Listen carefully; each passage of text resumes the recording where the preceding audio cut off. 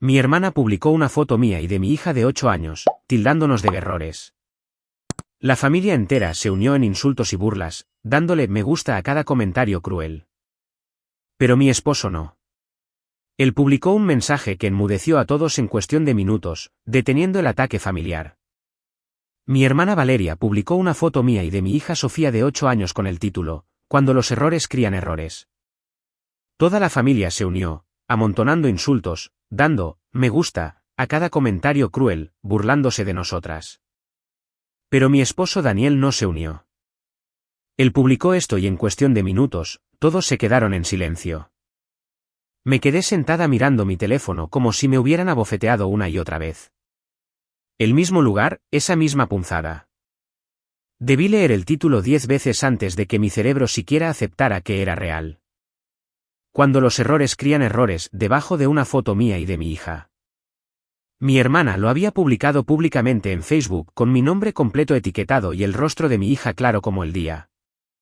Estábamos sentadas afuera en la acera, solo nosotras dos. Yo parecía agotada, probablemente porque lo estaba, y mi hija estaba en medio de dibujar un arco iris con tiza. Recuerdo ese día. Fue una de las pocas tardes tranquilas que habíamos tenido en semanas. Ni siquiera sabía que alguien había tomado una foto. Los comentarios comenzaron a llegar más rápido de lo que podía leerlos. Alguien de la preparatoria, clásica Valeria. Mi tía Isabel, bueno, ¿qué esperabas? Una vecina, esto es simplemente triste.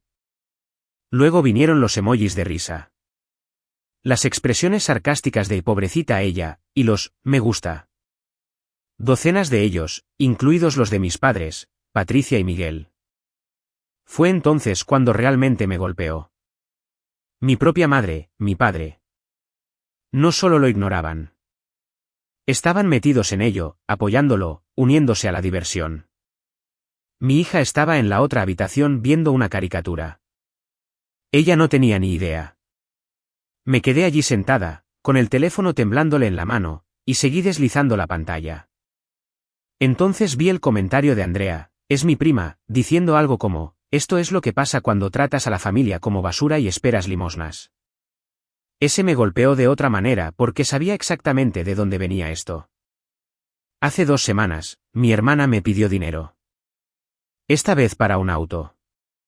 Dijo que lo necesitaba para ir al trabajo. Le dije que no, no porque no quisiera ayudar, sino porque la última vez que le presté algo, nunca me lo devolvió. De hecho, más tarde descubrí que me había robado. Se había metido en mi habitación, tomado mi tarjeta de débito y sacado $600. Solo lo noté cuando fui a comprar la comida. Ni siquiera la confronté de inmediato. Le di una oportunidad para confesar la verdad.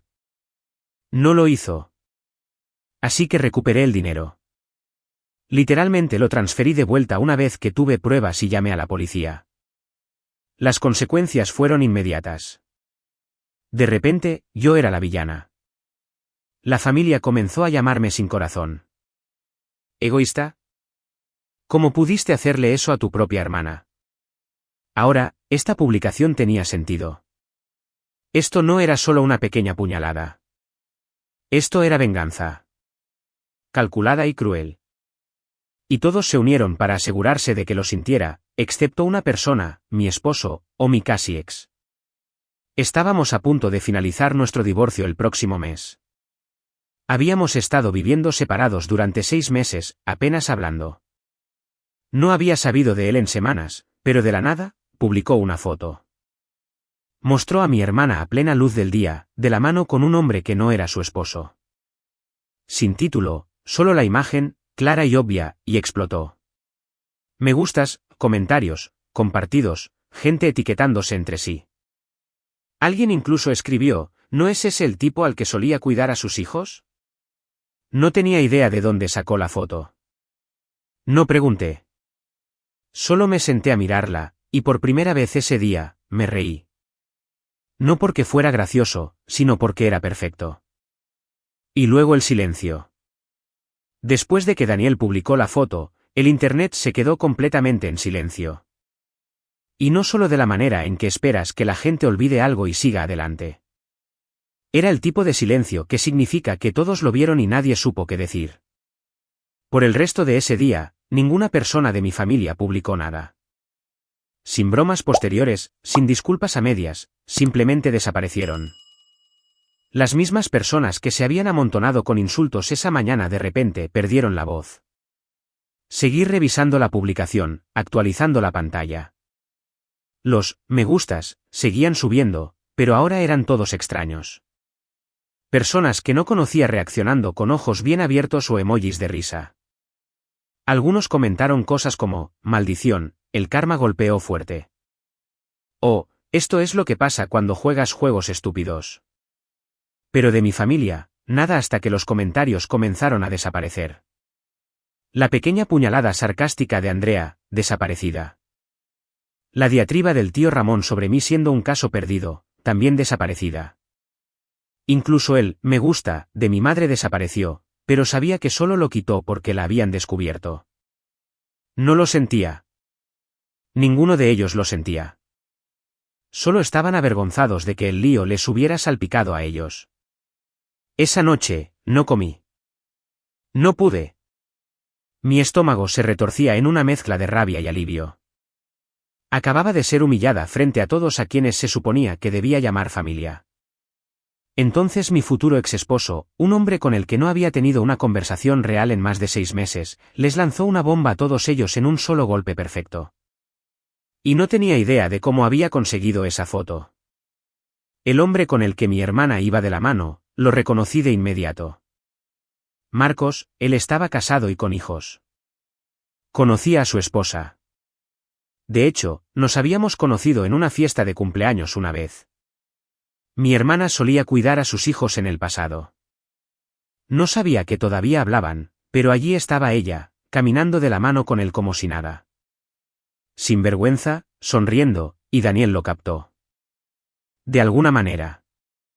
No le pregunté. No le envié un mensaje, pero vi la publicación explotar. Vi cómo el silencio se convirtió en pánico. Por la mañana, golpeó. A las 7:42 de la mañana, el esposo de mi hermana, Rubén, me llamó. Dudé, luego contesté. Ni siquiera dijo hola.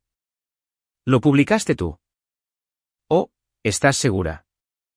¿Positiva? Colgó. Más tarde descubrí que aproximadamente 1 hora después de esa llamada, hizo una maleta, se llevó a su hijo y la dejó. Sin pelea, sin advertencia, simplemente se fue. A las 10:13, mi hermana apareció en mi casa. Al principio no llamó a la puerta. Se quedó parada frente a la puerta, paseándose, hablando por teléfono, gesticulando como si ya estuviera en una discusión a gritos. Observé por la mirilla, conteniendo la respiración. No quería un escándalo, especialmente no delante de mi hija. Luego comenzaron los golpes. Gritó mi nombre, me llamó cobarde, dijo que esperaba que estuviera orgullosa de mí misma, dijo que había destruido a su familia. No abrí la puerta. 5 minutos después, el chat de grupo se encendió. Mi madre, mi padre, Andrea, mi tía Carla de Florida, que ni siquiera había sido parte de la publicación original. De repente, todos tenían algo que decir. Cruzaste una línea que era privada. Estás enferma. Pero yo aún no había publicado nada. Ni siquiera había comentado. Entonces Daniel lo hizo desde su propia cuenta. Sin hashtags, sin drama, solo una simple frase debajo de la foto, quizás la próxima vez, piensen antes de llamar error al hijo de alguien. Y eso desató el caos. La gente comenzó a compartir capturas de pantalla, no solo de su publicación, sino de la de ella. La foto original de mi hermana, los comentarios, la línea de tiempo. Todo comenzó a resurgir. Y esta vez, la simpatía estaba cambiando. Los mensajes comenzaron a llegar, algunos de conocidos, algunos de extraños, diciendo cosas como, no puedo creer que tu propia familia te hiciera eso, o lo manejaste mejor de lo que yo lo habría hecho.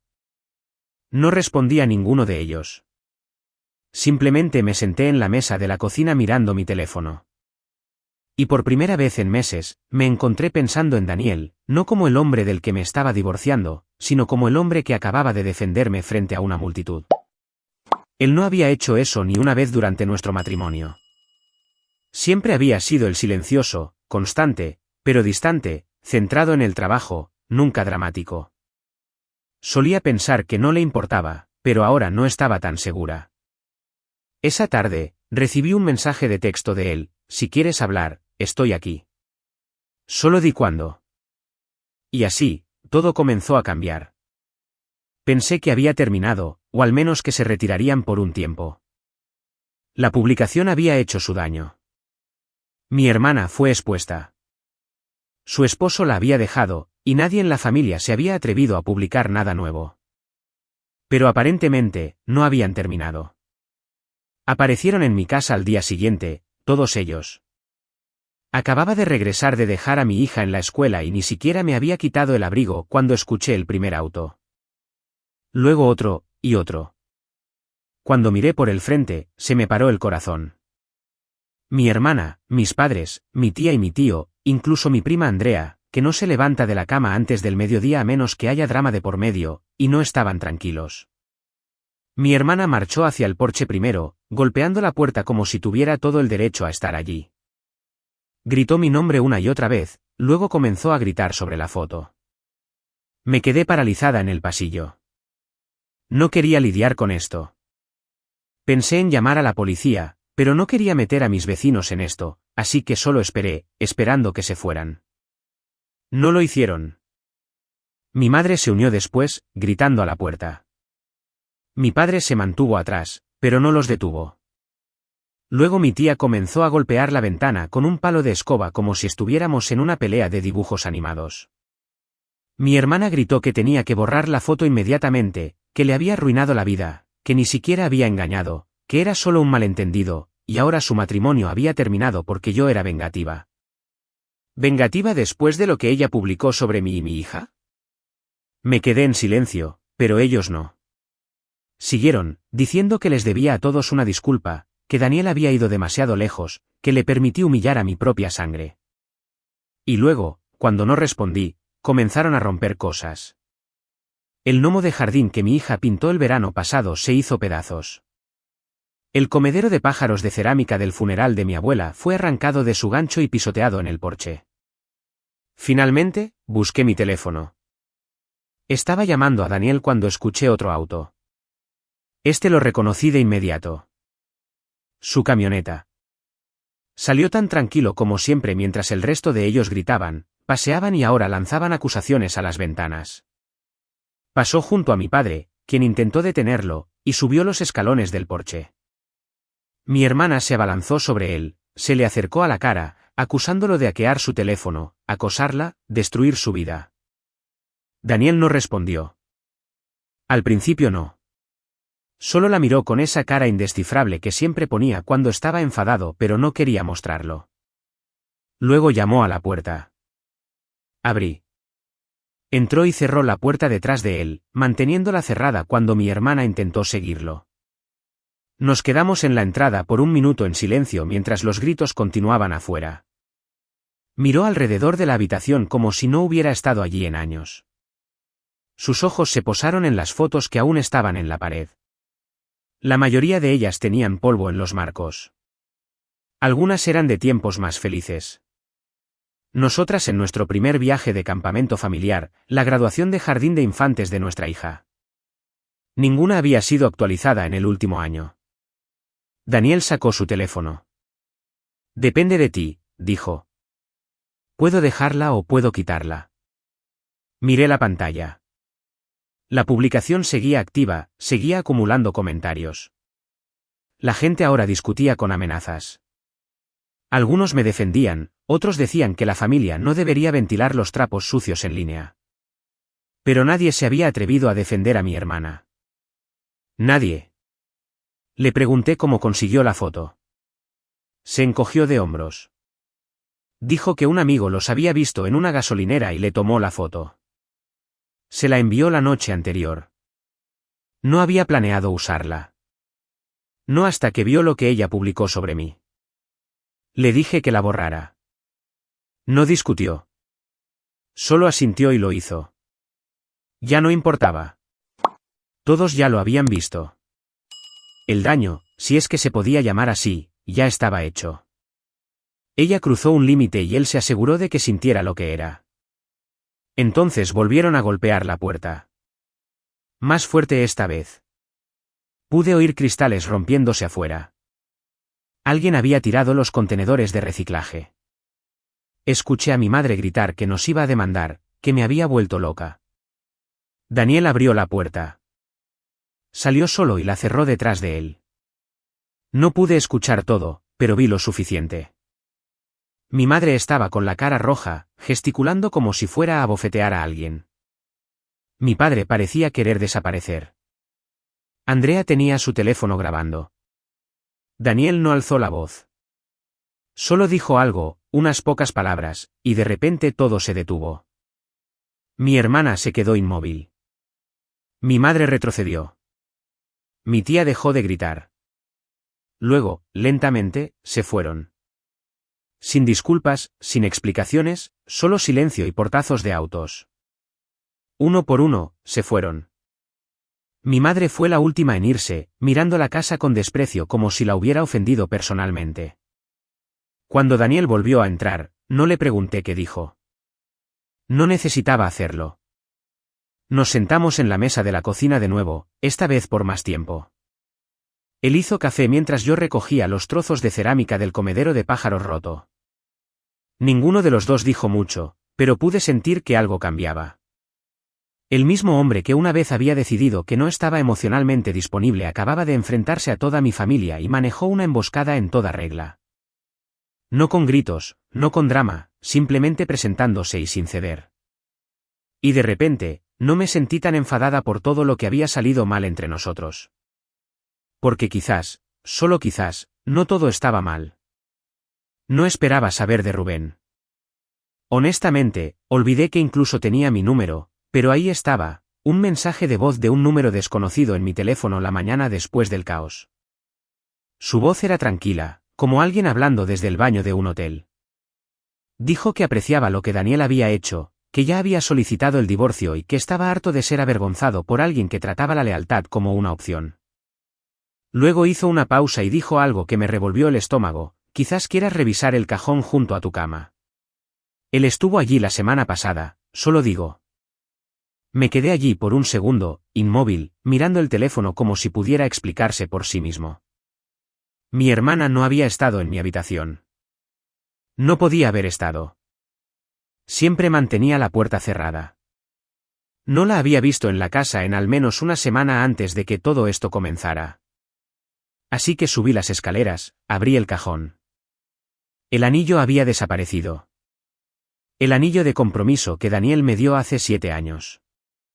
No lo había usado en meses, pero lo guardaba allí en la pequeña caja de terciopelo.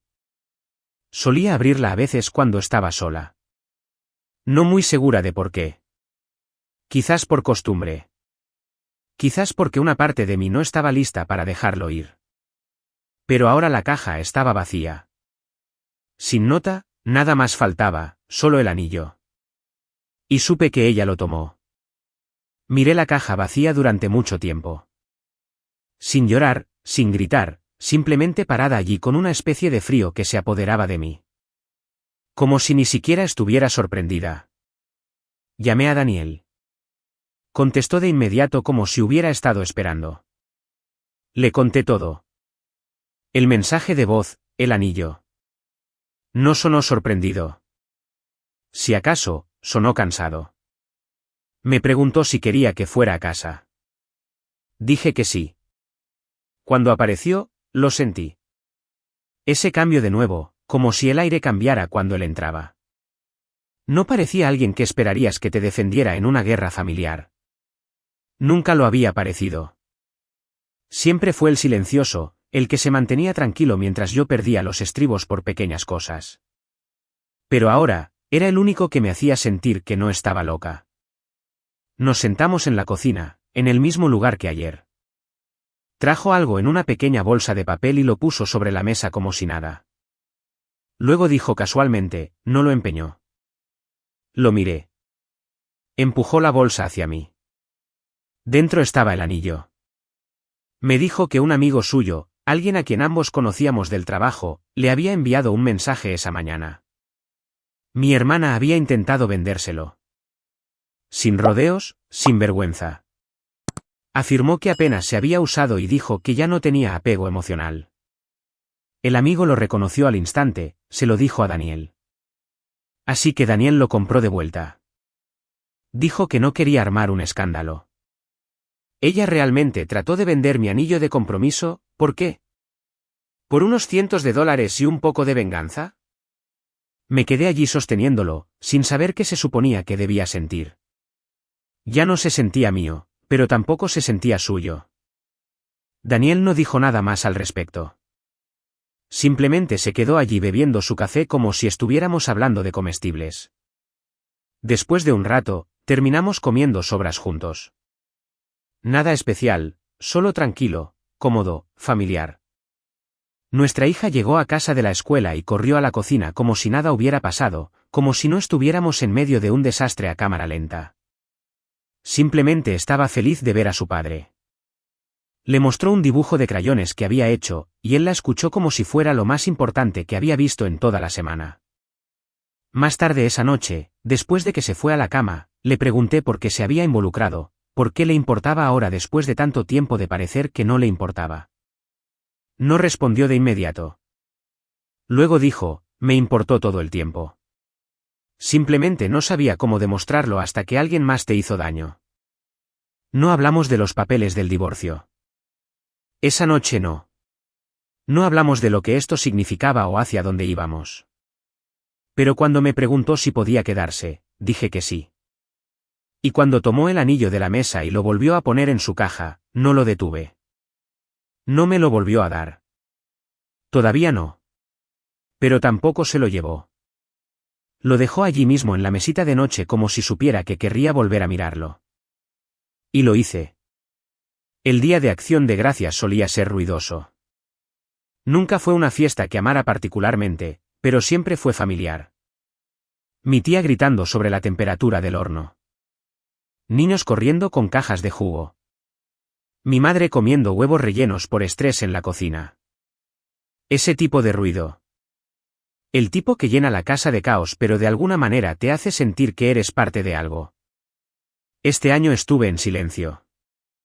Ni una llamada, ni un mensaje de texto, ni siquiera un mensaje pasivo-agresivo pretendiendo que se olvidaron de incluirme.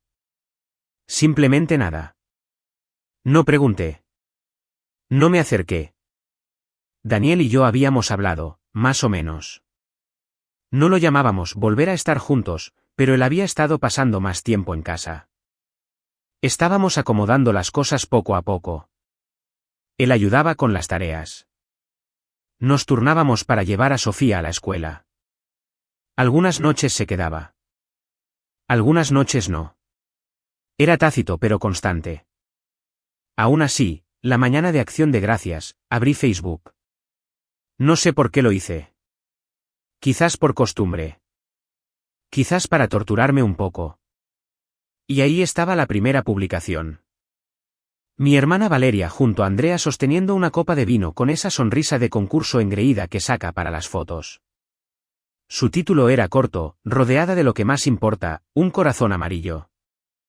Unas cuantas publicaciones más tarde, vi otra publicación. Una foto grupal del comedor de mi tía Isabel. La mesa estaba puesta como siempre, llena de servilletas de papel y cazuelas demasiado cocidas. Mi madre Patricia en su asiento habitual, mi padre Miguel a su lado, los primos, incluso mi tío abuelo, que siempre olía a mentol.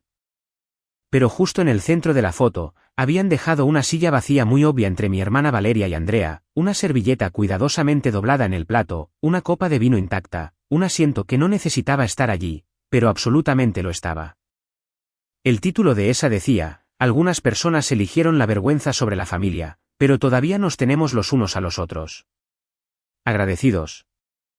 Como si fuera una broma. Como si toda mi vida fuera un momento de un reality show que pudieran empaquetar y titular para conseguir me gustas. Y los comentarios llegaron rápido. Mi primo Jaime, algunas personas no merecen un asiento en la mesa. Mi madre Patricia, una cena tranquila por una vez. Una amiga de Andrea, un lastre eliminado. Me alegro por ustedes. Incluso mi padre Miguel le dio, me gusta, a ese. Simplemente me quedé allí con mi teléfono en mi regazo leyéndolo todo. Ni siquiera estaba enfadada. No de la manera en que ellos querían que lo estuviera. Se sentía como ver una obra de teatro de instituto. Todos actuando con tanto ahínco, aplaudiéndose mutuamente, pretendiendo que se creen sus propias líneas. Hubiera sido gracioso si no hubiera sido tan triste. Pero ellos querían una reacción. Ese era el objetivo. Esperaban que me defendiera, que comentara algo dramático, que le siguiera el juego como siempre lo había hecho, que le enviara un mensaje a mi madre preguntando si podíamos hablar, que llamara a mi padre llorando, que alimentara el ciclo. En cambio, hice algo que nunca había hecho antes.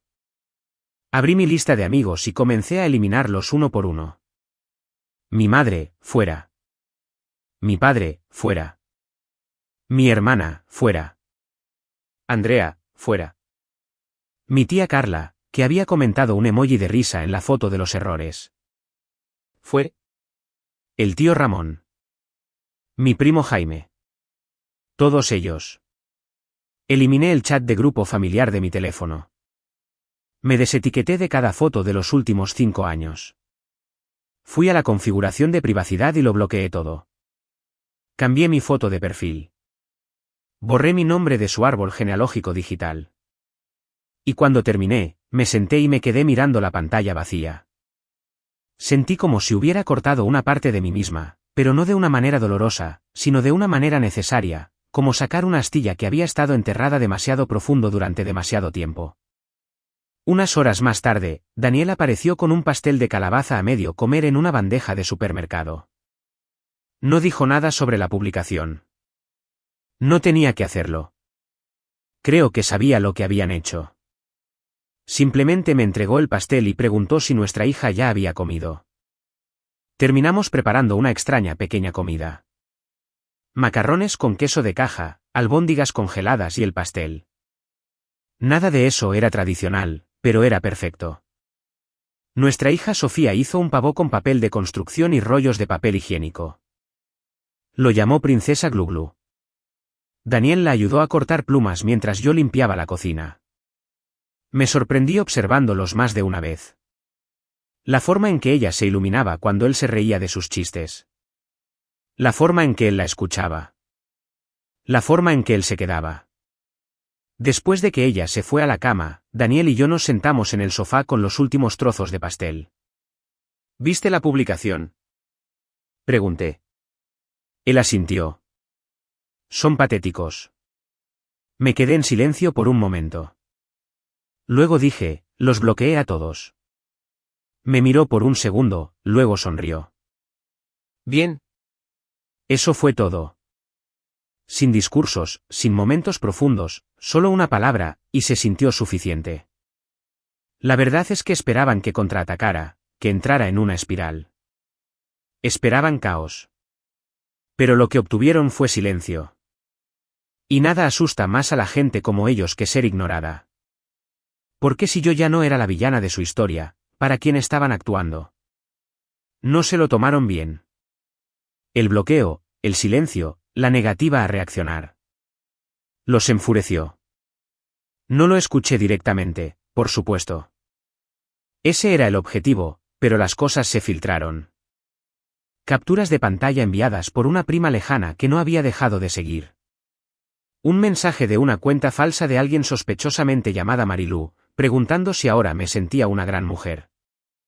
Aparentemente, celebraron un Friendsgiving la semana siguiente, alguien imprimió mi antigua foto de perfil de Facebook, la pegó en una botella de vino y se turnaron para tomar fotos con ella como si fuera un accesorio. La opción en memoria de la reina del drama que tuvimos que bloquear. Era una furia agotadora y por primera vez ya no se sentía personal. Se sentía como un circo que no podía funcionar sin su número principal. Y ahora que me había bajado del escenario, estaban lanzando brillantina y esperando que alguien siguiera aplaudiendo. Yo no aplaudí. Borré el mensaje. Borré las capturas de pantalla. Ni siquiera se lo dije a Daniel. No había nada que decir. Vivíamos en un mundo diferente ahora. Uno donde su ruido no nos alcanzaba y el silencio era bueno. Daniel venía más y más, no solo para las recogidas escolares o las cenas. Empezó a arreglar pequeñas cosas en la casa de nuevo, como si fuera memoria muscular. Repintó la puerta chirriante del baño, reemplazó la luz quemada del porche, me trajo una nueva esponja de cocina sin que se lo pidiera. Así fue como supe que algo había cambiado. No de una manera de guión de película romántica, sino de una manera real. Una noche, después de que nuestra hija se durmiera viendo una película navideña en la sala, lo encontré recogiendo sus lápices de colores del suelo. Yo estaba parada en el umbral mirándolo y algo pequeño hizo, clic. Dije, ¿quieres volver a casa? Él me miró por un segundo como si no estuviera seguro de si hablaba en serio. Luego asintió. No fue dramático. No hubo grandes declaraciones, ni discursos apasionados, solo un acuerdo tranquilo entre dos personas que finalmente habían pasado por suficiente fuego para entender lo que importaba. Él volvió a casa ese fin de semana. Sin maletas, sin fanfarrias, simplemente regresó. Y de alguna manera sentí que nunca se fue. No volvimos a hablar de los papeles del divorcio. No necesitábamos hacerlo. Los trituré esa misma noche. Los alimenté pieza por pieza en la pequeña trituradora debajo de mi escritorio mientras nuestra hija dibujaba copos de nieve en las ventanas con un marcador blanco. Ella estaba más feliz. Podía verlo en todo lo que hacía. La forma en que cantaba de nuevo mientras se cepillaba los dientes. La forma en que miraba cuando Daniel entraba en la habitación como si algo que no sabía que le faltaba hubiera regresado. Y así, volvimos a estar completos. No perfectos, pero completos. Mi hermana Valeria no me ha hablado desde entonces. Mi madre Patricia tampoco. Espero que vengan más publicaciones, más juegos, pero pueden publicar hasta que el sol se apague. Ya no tienen acceso a mí. No pueden robar mi paz ni mi anillo ni mi hogar. Y definitivamente no pueden decidir qué tipo de madre soy o qué tipo de familia tengo. Esa parte es mía.